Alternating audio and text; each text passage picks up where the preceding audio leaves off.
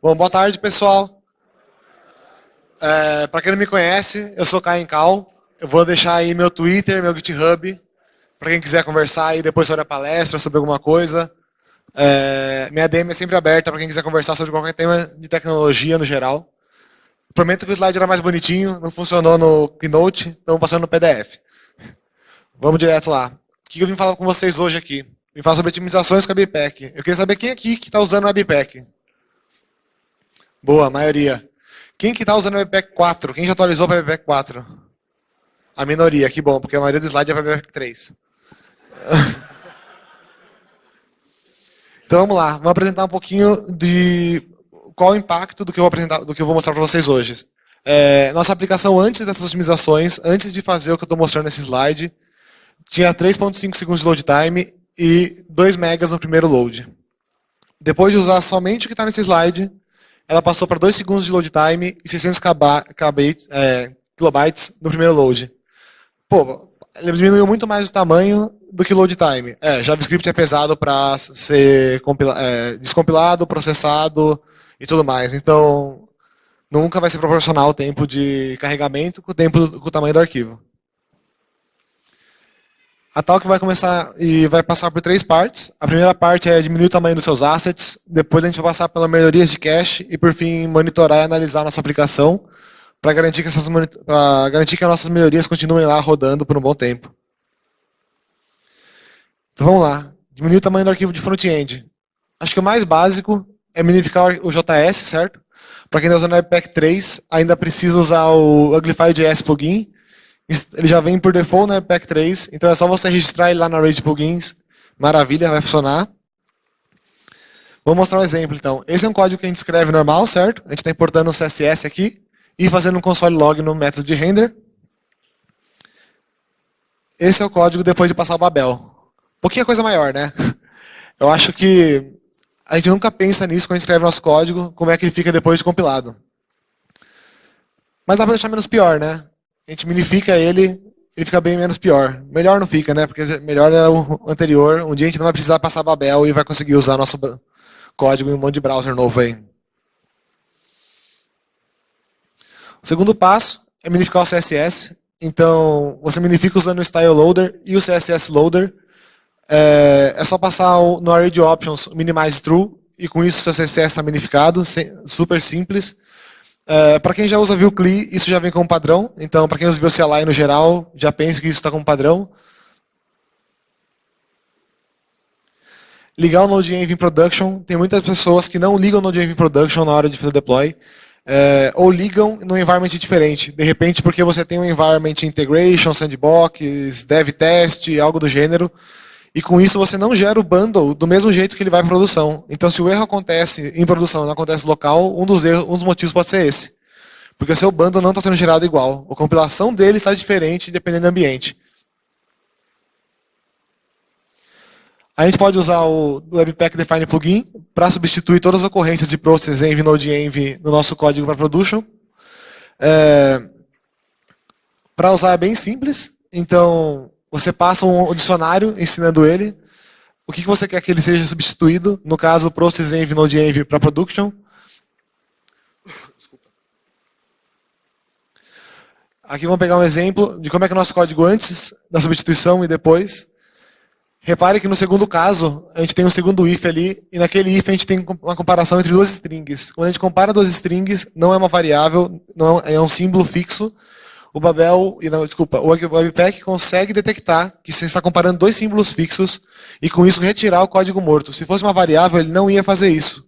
Por quê? Porque a variável pode mudar. Então não tem como o Webpack prever isso. Sendo dois símbolos, ele consegue fazer essa prevenção. Repara que depois do Uglify, já nem existe mais aquele código. Um monte de libraries contam com isso para fazer otimização. O próprio Vue mesmo, dentro dele, tem coisas que dependem do Node.env para retirar o warnings e afins. Então, não use Node.env se não for para trabalhar com development ou production. Não fique abusando do Node.env. Bom, para os poucos que atualizaram para o Webpack 4, primeiro, parabéns, porque é um sacrifício. Segundo, é muito mais simples. Ele tem um mode de production, você não precisa ficar repetindo e substituindo a ocorrência. Ele vai fazer isso automático se você ligar o mode production. É só passar na raiz da configuração do Webpack. Acho que usar ECMAScript imports e exports, no geral, é uma boa prática de otimização. Isso já é mais comum hoje, mas ainda tem muita gente usando como JS e outras coisas. Desse modo, ele consegue inferir quais tipos de módulos estão sendo usados ou não, e com isso fazer o strip do bundle e remover isso para você. Então, vamos lá, só para mostrar aqui. Esse é o exemplo de código antes e depois. Repare como a gente só importa a função render e não importa o resto das funções que estão sendo exportadas no primeiro arquivo, no comment.js. A gente acaba tendo só a função render mesmo no código final da máquina. Outro ponto interessante é tratar imagens. Acho que o pessoal mais velho aqui já fez uma técnica muito famosa chamada Sprite, certo? Você juntava 200 imagens pequenas numa imagem grande, ficava atacando um monte de top negativo lá e se fudendo para conseguir colocar aquilo ordenado na página. Hoje você pode, com o Webpack, colocar essas imagens inline. Então, se o seu medo era fazer várias requests, abrir várias requests para trazer essas imagens, você pode, através do URL Loader, passar uma regex ali ensinando ele a lidar, como todo loader faz. E ali embaixo você passa o limite. No caso, eu passei 10 kbs. Então, imagens de até 10 kbs são renderizadas inline através do Base 64. Com isso, eu não abro mais um request, eu não limito os requests, trazendo imagens pequenas. Sei lá, hoje tem browsers limitando a 6 requests paralelas. Se eu tivesse 20 ícones na página pequena, eu traria 20 requests e ia segurar o browser, abrindo ali toda a conexão TCL necessária para fazer isso. Vamos falar um pouco mais de Webpack 4, certo? O que tem de novo, o que tem de legal, principalmente focado em performance. Bom, o primeiro ponto é performance hints. Performance hints pode ser configurado de 3 modos: o warning, o error ou o false. O false ele desliga. O error ele quebra o build. Então, você pode ensinar o seu Webpack a quebrar o seu build se a performance estiver ruim. Isso é totalmente configurável. Então, por exemplo, pelo Max Entry Point Size, o default desse Max Entry Point Size é 250k, ou seja, se seu chunk tem mais de 250k e você ligou no error, ele vai quebrar. Por isso é importante fazer o split do chunk direito. No nosso caso específico, eu liguei em 400k, porque para mim faz sentido, na minha aplicação faz sentido. E se não tem um número fixo, não tem um número correto, você vai ter que testar na sua aplicação qual que faz sentido para sua aplicação. Outro ponto é o Max Asset Size. Com isso a gente consegue controlar o tamanho máximo de um asset na aplicação. Então, no nosso caso, a gente está trazendo um asset de até 100k. Isso vai impedir com que você esqueça de passar uma imagem no minificador, num Kraken, algo do gênero, e suba uma imagem em produção com o tamanho errado, ou algo que vai impactar a performance do usuário. Você pode quebrar o build ou só ter o warning, assim como foi especificado antes. Outro ponto interessante que eu recomendo ligar só no build de produção é remover os módulos que já estão disponíveis nos chunks pies. Eu não sei se todo mundo aqui é familiar com a Webpack, mas a Webpack monta conjuntos de código, que a gente chama de chunks, e os chunks têm uma hierarquia, uma árvore. Até o Webpack 3 ele não tinha inteligência de detectar que o chunk pie tinha um código e o filho que dependia daquele código não tinha. Então ele importava 2 vezes. No Webpack 4, ligando isso daqui, ele consegue varrer e perceber qual chunk, qual modelo, qual export vai estar disponível no pai e do filho vai usar, e com isso ele consegue montar a cadeia melhor. Essa análise é demorada, deixa o build muito mais lento, então recomendo ligar somente a produção para deploy, ligar na sua máquina é bem custoso e vai ferrar seu hot reload. Esse daqui é outro esquema também, que ele também é parecido, só que nesse caso ele fica tentando descobrir qual módulo não está sendo usado, qual export você está dando lá e você não está importando em lugar nenhum, e com isso ele remove esse cara. Ele nem te avisa, ele só remove esse cara. Então, é bem legal, mas ainda é meio beta. Toma cuidado, porque ele pode remover o módulo errado, dependendo do import que você usar. Então, fiquem atentos com isso. Mas é bem interessante, dá para reduzir bastante o tamanho da aplicação com isso. Mas não adianta nada, né? Cuidar do nosso código se a gente não olhar o vendor, certo? Acho que a maioria das pessoas que tem problemas com performance hoje acontece no vendor. As pessoas não costumam olhar o que ela está pondo no código dela. Não costuma olhar o que ela está instalando. Ela cuida muito do código interno e não vai fazer uma checagem da lib que ela está instalando. E aí vira inferno mesmo, não tem muito o que fazer. Por exemplo, o Moment.js, acho que ninguém aqui gosta de lidar com data em JavaScript, certo? Todo mundo sabe que lidar com data em JavaScript é um parto. O Moment.js é o mais famoso para isso. mas o Moment.js sozinho pesa 270K. Isso impactaria a metade do meu load time hoje. Metade da minha aplicação seria carregando o Moment.js. Bom, não à toa criaram um plugin que você consegue remover os locales que você não vai usar. Então, o Moment.js hoje vem com mais de 60 locales. A gente mantém só 2, que é o inglês e português, que é o que a gente precisa dar suporte hoje na nossa aplicação. Você pode deixar 3, 5, enfim. Se você não for a Booking, pode deixar... Se você for a Booking, você pode deixar 60 e poucos. É uma escolha. Por fim, outro exemplo muito bom é o Lodash. O Lodash, por default, ele não foi feito para trabalhar com ECMAScript, ele não foi feito com ES Import. Então, com isso, você não consegue fazer imports condicionais e remover as coisas. Uma solução é usar o package Lodash-ES, que daí ele consegue fazer o split, consegue fazer o code split. Tem várias bibliotecas com seus problemas. O que eu recomendo se você vai usar uma biblioteca e percebeu que ela é pesada, procura na área lá Performance, Optimization, da documentação dela, porque vai ter alguma coisa falando lá. Se não tem, provavelmente a biblioteca tem um problema bem grande por aí para enfrentar nos próximos releases dela. Outra coisa é ligar os ES módulos até na compilação. Desse modo, o Webpack vai usar o máximo possível de ES módulos e menos de CommonJS, e com isso ele vai conseguir aplicar todas as otimizações que eu comentei anteriormente para vocês, direto nos códigos do vendors, inclusive. Então, é bem simples também, é só ligar um plugin, já está lá no Optimize. De novo, para quem usa o Webpack 4, isso é default se você liga o Mode Production, tá? Então, ficou muito mais fácil lidar com isso no Webpack 4. Mexido no nosso código, minificamos, alteramos, removemos código morto. Próximo passo é melhorar o cache. Então, o ponto mais básico, que eu acho que todo mundo aqui deve aplicar, é fazer o chunk hash, né? Que você versiona seus assets. Antigamente, quem trabalhou em agência fez aí já muito V1, V2, V3 agora vai, V4 sai a porra do cache. Enfim, o Webpack faz isso por padrão. Você não precisa se preocupar, sem muito grilo. Você consegue ensinar ele passando aquela variável chunk hash ali entre chaves, ali entre colchetes. Mas um ponto interessante você pode ensinar o Webpack a gerar um chunk. Então você pode passar para ele uma função que ensina como gerar um chunk. Nesse caso, eu estou gerando um chunk de vendors em separado. E por que é importante gerar o chunk de vendors em separado? Alguém já se questionou por isso? Bom, gerar o chunks de vendor separado é importante porque nós modificamos muito menos nosso vendor do que nós modificamos nosso código. Então o vendor pode ser cacheado por muito mais tempo do que nosso código.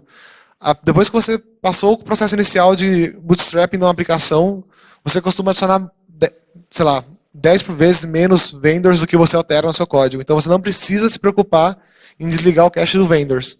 Por isso, deixar ele separado é uma boa opção, porque por mais que custe para o seu usuário no primeiro load, a primeira vez na vida dele na sua aplicação, as próximas vezes, as próximas semanas, talvez meses, vai estar cacheado o vendors lá no browser dele. Então, separem o vendors do chunk. Isso eu não sei se o Vue Clean novo está fazendo automático. Acredito que sim. Outro ponto não é bem um cache, mas são as rotas lazy, né? Acho que isso é meio padrão já, o pessoal aprendeu bastante isso, está na documentação oficial do Vue. Você importa lá com a funçãozinha de import, passa o componente na rota, e aí o Vue Router só vai carregar aquele componente, aquela view, quando você bater naquela URL. Isso é bem simples de fazer. Mas a magia mesmo não é isso. A magia é esse comentário aqui, Webpack Chunk Name. Por quê? Porque se você fizer todas as rotas forem chunks separados, todas as rotas forem lazy, o Webpack vai chunk separado. E com isso você pode ferrar com o seu módulo, porque imagina só, você tem 10 rotas de formulário. As 10 rotas importam os mesmos componentes. O botão, o input, o radio, e assim vai. Você deveria deixar tudo isso no mesmo chunk, porque aí ele conseguiria perceber que os componentes são próximos e não duplicaria componentes. Então, você vai estar duplicando componentes em vários chunks se você não usar bem esse tipo de comentário. O mesmo acontece com uma listagem, enfim, procurem rotas que compartilham muitos componentes e coloquem no mesmo chunk. O que o pessoal esquece também é que dá para você fazer lazy load de qualquer coisa. Não precisa ser lazy load na rota. O pessoal usa muita rota. Você pode fazer lazy load num componente. Nesse caso, por exemplo, quando você clicar para ver um comentário de uma página, afinal de contas você primeiro vê um vídeo e depois os comentários, você vai trazer os componentes e renderizar esse componente de comentários. Então você pode fazer isso assíncrono, você não precisa se preocupar em trazer isso síncrono. Um exemplo muito bom também que a gente lida bastante são gráficos. Gráficos para a gente são importantes, mas é mais importante o usuário conseguir agir na tela. Então a gente não vai travar a renderização na tela para plotar um gráfico. Os gráficos são assíncronos hoje, por exemplo. É super simples, a gente também usa import, pega o resto da parâmetro da função ali do den, que vai ser uma string, e faz o bind lá. Na verdade, ele vai ser um componente do view já, no caso do view. Por fim, mas mais ou menos importante, monitorar a nossa aplicação, certo? A gente aplicou um monte de melhoria, chega um dev novo lá e zoa toda a sua aplicação, não adiantou nada fazer essa monitoria toda. Primeiro ponto é o Webpack Dashboard. Então, eu não sei vocês, mas eu não gosto de quando eu rodo o view CLI lá, rodo qualquer coisa, o meu projeto, e sobe aquele monte de letrinha branca lá na tela e eu não entendo porra nenhuma, tem que parar para ler. Aqui está muito melhor separado, então os warnings ficam lá em cima, ali da esquerda você vê quais os seus maiores problemas de performance, vários hints e tal, estão todos ali. Então, recomendo fortemente usar o Webpack Dashboard, e para usar ele é muito simples. Uma vez instalado, você importa ele, passa na array de plugins e está pronto. Rodou a aplicação, para sua vez ele já sobe com aquele dashboard muito mais amigável. Um outro ponto é o Bundle Size. Ele é mais ou menos aquilo que eu falei para vocês do Webpack 4, que já vem com default, que é você poder configurar o tamanho dos seus assets, o tamanho do seu chunk, para quebrar o build de acordo com o tamanho, para ele não ficar muito grande. Mas, sinceramente, bom, o primeiro ponto é que no Webpack 3 ele não tinha suporte para isso, e o segundo ponto é que eu gosto mais desse cara, porque ele dá para fazer um fine tuning melhor. Então aqui eu consigo passar um path para ele, um lobby pattern ali, e ensinar para ele a partir de qual arquivo tem que ficar o tamanho compilado. Eu acho que é muito melhor fazer esse fine tuning do que passar um número global. De repente você tem um chunk que você precisa seja enorme, tipo vendors que precisa 500k e todo o resto teria 200. E aí você tem que passar limitando por cima. Com o Bundle Size não tem isso, você consegue limitar os chunks individualmente. Acho que por fim, o mais importante é o Bundle Analyzer. Era para ser um vídeo, virou um PDF, infelizmente. Com ele você consegue ver quais são os módulos que estão comendo mais espaço da sua memória, ali, do seu usuário. Então, por exemplo, ali a gente consegue ver que o React DOM é gigante. Ainda bem que a gente não usa React, não é mesmo? Seguido do Lodash ali, companhia. Eu costumo brincar que isso é a tomografia da sua aplicação. É com isso que você vai varrer, entender, ponto a ponto de onde você tem que melhorar, o que você tem que retirar, onde está repetindo um componente, onde não está repetindo um componente no chunk. Então, essa é a tomografia da sua aplicação. Isso é o que você precisa fazer regularmente. Isso é quase como um check-up de saúde que você faz para você vai fazer para sua aplicação. Para usar é bem simples também. Uma vez instalado, você importa ele ali e passa na array de plugins. Não tem muito segredo, certo? E é isso. Eu queria agradecer vocês. Desculpa a correria que o Igor pediu para eu correr aqui, porque estamos meio atrasado hoje. Mas obrigado.